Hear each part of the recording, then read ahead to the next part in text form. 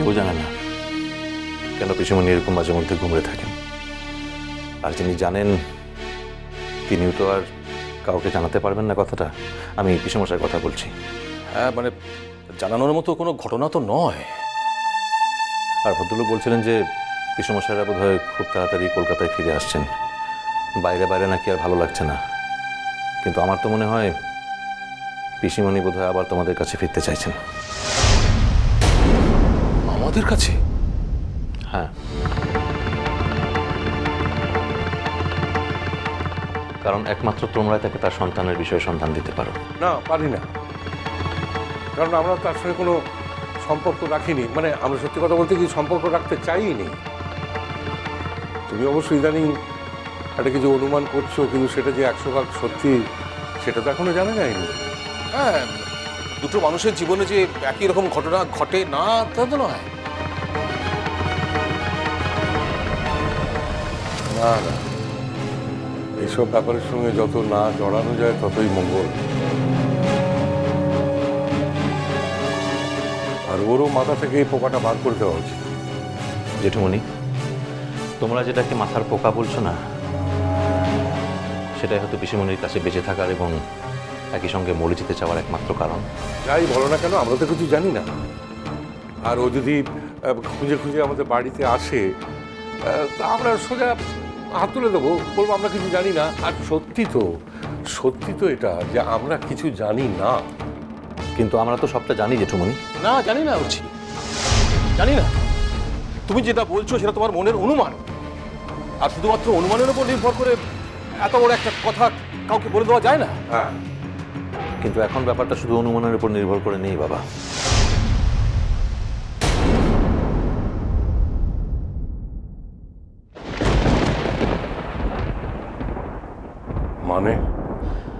মানে আমি যে আজ শুধু ভদ্রলোকের বাড়ি গেছিলাম তাই নয়, আমি সেই হোমেও গিয়ে খোঁজ নিয়েছিলাম এবং সেখানে গিয়ে জানতে পারি যে বিক্রম আমাদের পিসিরই ছেলে।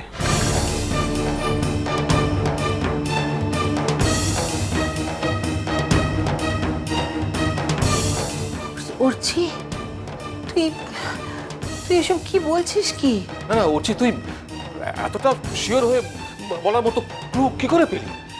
ওই হোমের সমস্ত রেকর্ড ঘেটে সুপার আমাকে তাই জানালো। আমাকে উনি বললেন যে কোন সালের কত তারিখে বিক্রমকে প্রথম ওই হোমে আনা হয় এবং কোন সালের কত তারিখে ওই দম্পতি বিক্রমকে দত্তক সন্তান হিসাবে আমেরিকায় নিয়ে যায়।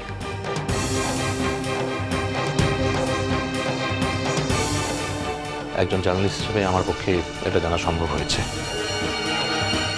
এবং সেই সমস্ত সূত্র এবং নামগুলো ধরে আমি শিওর হয়েছি যে বিক্রম আমাদের পিসিমণিরই ছেলে।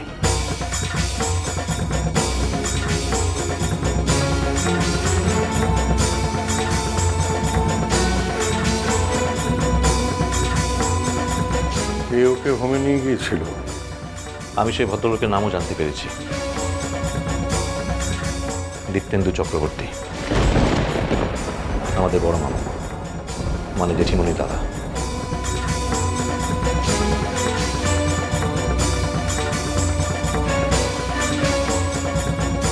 আর যদি এটা নিতান্তই নামের মিল হয়, তাই আমি হোমে গিয়ে খোঁজ করে মিলিয়ে নিলাম যে বিক্রমকে যে দত্তক নিয়েছিল তাদের নাম এবং ঠিকানা। বিক্রমের কাছ থেকে আমি আগেই জেনে নিয়েছিলাম তার বাবা মার নাম আর ঠিকানা, আর হোমের রেকর্ডে থাকা সেই দম্পতির নাম ঠিকানার সঙ্গে বিক্রমের বাবা মার নাম ঠিকানা একদম মিলে গেছে।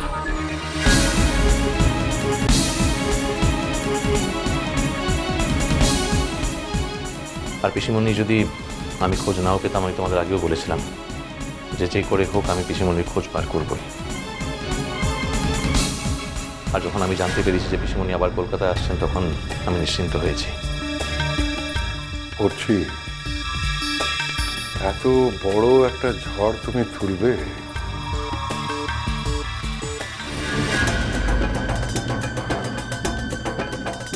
এক 1000 বার ভেবে দেখো। জেঠুমণি, যদি কোনো ঝড় তার সন্তানকে তার মায়ের কাছে পৌঁছে দেয়, যদি সেই ঝড়ের জন্য তার মা নিজের সন্তানকে খুঁজে পায়, তাহলে সেই ঝড়কে আমি স্বাগত জানাই।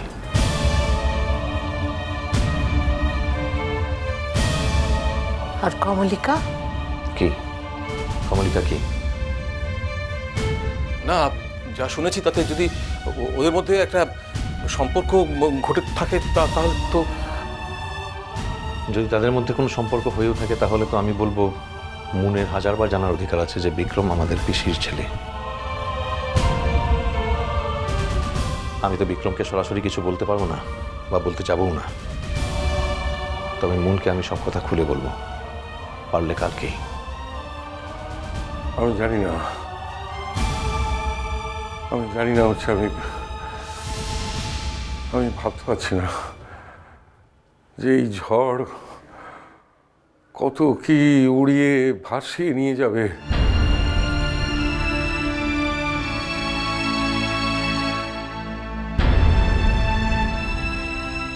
কিন্তু তার উল্টোটাও তো হতে পারে জেঠুমণি, হয়তো দেখা গেল ঝড়ের পর সব শান্ত হয়ে গেল।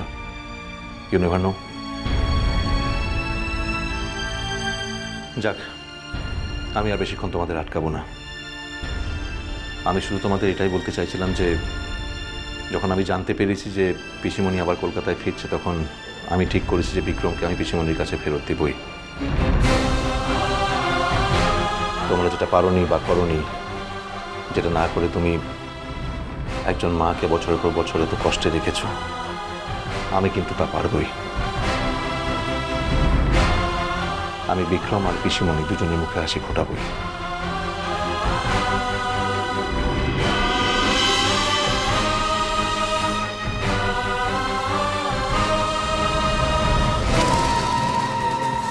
তোমরা যেটা পারোনি বা করোনি, যেটা না করে তুমি একজন মাকে বছরের পর বছর এত কষ্টে রেখেছ, আমি কিন্তু তা পারবই। ছেড়ে দিন না, আমি রেসপন্সিবিলিটি নিচ্ছি। আমি ওর সমস্ত রকম সব রেসপন্সিবিলিটি নিতে রাজি আছি। না আমি খবরদার আর্য। মানে রূপু সাত করে ছেড়ে চলে যায়নি এখান থেকে। আর্য, তুমি আবার এটা প্রমাণ করলে যে মানুষের স্বভাব কখনো বদলায় না, তাই তো? আমাকে আবার মারবে? তুমি মারবে? মারো আর্য। না, মারো। না, আমি তোমার মারবো না আর্য, কিন্তু তোমার সমস্ত কাজের দায় তোমাকে নিতে হবে। আসতে পারি স্যার? না, প্লিজ কামিং। আপনাদের বিলগুলো তো আমি বলে দিয়েছি, ফার্স্ট আওয়ারেই পাস হয়ে যাবে। আর প্রজেক্টগুলো নিয়ে আমি সেকেন্ড আওয়ারে বসবো, বললাম তো মিটিং করবো, তখন বলে দেবো যে আপনারা কে কী করছেন বা কীভাবে আপনাদের। স্যার অ্যাকচুয়ালি আজকে কিন্তু আমরা একেবারেই অন্য একটা ব্যাপার নিয়ে কথা বলতে এসেছিলাম। ও স্যার, আমার কোনো কাজের কথা আজকে বলতে আসিনি স্যার। ও আমি ভুলে গেছি। ছি। এই প্রথম দেখা পুজোর পরে। শুভ বিজয়। শুভ বিজয় স্যার। শুভ বিজয়। শুভ বিজয় স্যার। বসো। বসুন না, বসুন। আপনি স্যার আপনি বসুন। হ্যাঁ, তাও স্যার বলুন। যেটা করো সেটা হচ্ছে সবার জন্য চা নিয়ে এসো, ফিশ ফ্রাই নিয়ে এসো।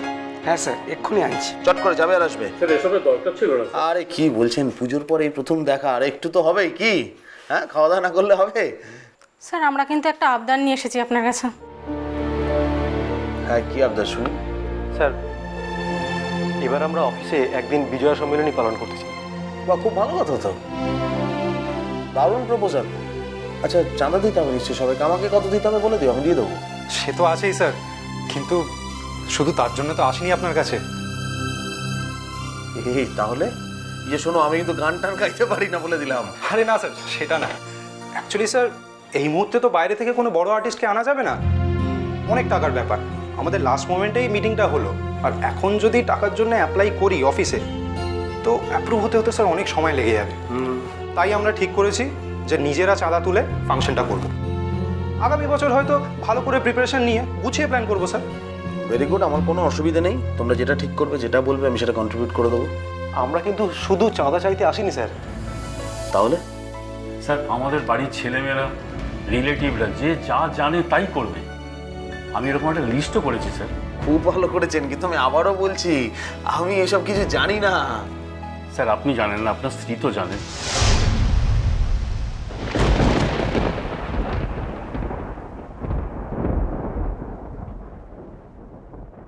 এই শোনো, তোমার ব্যাপারটা কি? হ্যাঁ, সকাল সকাল বেরিয়ে যাচ্ছ, সেই রাত করে ফিরছো। কি বুড়ো বয়সে ভিন্নতি করলো নাকি? তোমার যদি তাই মনে হয় তাহলে তাই হয়েছে। হ্যাঁ, বিমরই হয়েছে আমার। ওই এক মুখ এত বছর দেখে দেখে আমার চোখটা পচে গেছে, সেই জন্য নতুন মুখ দেখবো বলে কলকাতা আমি রয়ে গেছি। হয়েছে ঠাকুরপো, ওটা এই যে বলি ড্রাইভারকে দিয়ে এসব কি আনিয়েছো? বাড়িতে এত ফল পড়ে পড়ে পড়ছে, খাবার তো লোক নেই, তার উপরে তুমি এত ফল, বাবা এসব কি সব আছে? হ্যাঁ গো, কে খাবে? কার জন্য এনেছো? মিষ্টি কুটু মিষ্টি কুটু মিষ্টি কুটু।